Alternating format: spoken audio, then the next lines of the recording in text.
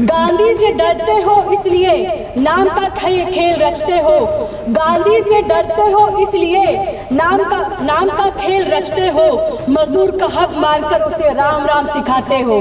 महलों की चमक में तुम गांव की भूख भूल गए। जुमले परोसकर खुद को असली भक्त बताते हो। मैं आज सदन में केवल एक बिल को विरोध करने नहीं बल्कि एक सोच, एक मंशा और एक साजिश को बेनकाब करने के लिए खड़ी हूँ। पहले लिखा था काम मांगो सरकार देगी, अब लिखा है बजट होगा तो मिलेगा। मनरेगा गया नामों में, मजदूर रह गए सवालों में। कि गांधी जी का नाम इसलिए हटाया गया है क्योंकि गांधी जी मजदूरों की आवाज थे और सरकार को आवाज नहीं, चुप्पी पसंद है।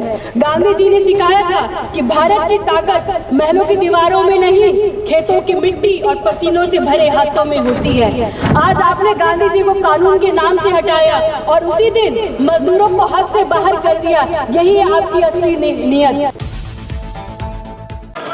धन्यवाद अध्यक्ष महोदय, रात को 12:30 बजे आपने मुझे बोलने का अवसर दिया।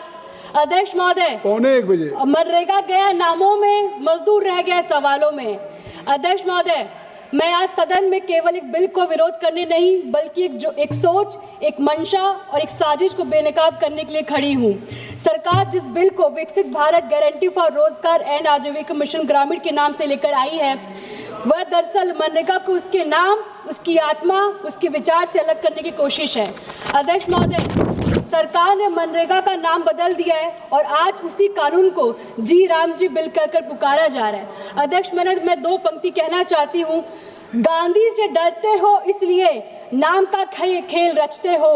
गांधी से डरते हो इसलिए नाम का खेल रचते हो। मजदूर का हक मारकर उसे राम राम सिखाते हो। महलों की चमक में तुम गांव की भूख भूल गए। जुमले परोसकर खुद को असली भक्त बताते हो। अध्यक्ष महोदय, मैं सरकार से सीधा पूछना चाहती हूँ कि क्या नाम बदल देना ही विकास है? क्या गरीब का पेट नाम बदलने से भर जाता है? क्या शब्दों के खेल से मजदूर की हथेलियों में काम आ जाता है? अध्यक्ष महोदय, जिस गांधी ने मजदूरों के लिए अपना जीवन समर्पित किया, जिनके आखिरी शब्द हे राम थे, आज आपने उनके मजदूरों के अधिकारों से ये बेदखल कर दिया है। सच ये है कि गांधी जी का नाम इसलिए हटाया गया है क्योंकि गांधी जी मजदूरों की आवाज थे और सरकार को आवाज नहीं, चुप्पी पसंद है।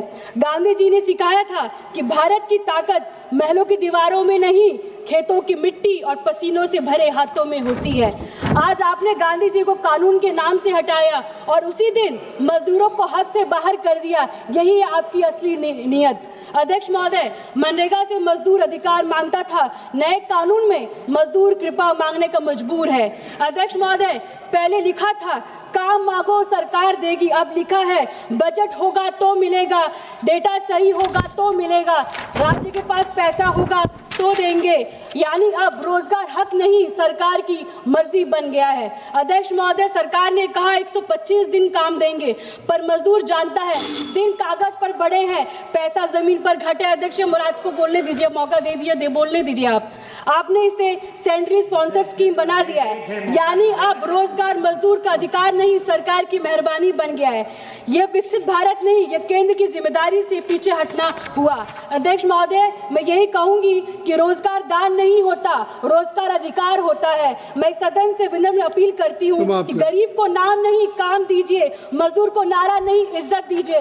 क्योंकि जो देश अपने मजदूर का सम्मान करता है वही देश सच में विकसित कहलाता है। और मैं ये कहना चाहूंगी, राम जी तो हम सबके दिल में बसे हैं, उनको किसी कागज की या चुनावी बिल की जरूरत नहीं है। जय हिंद, जय भारत, जय समाजवाद।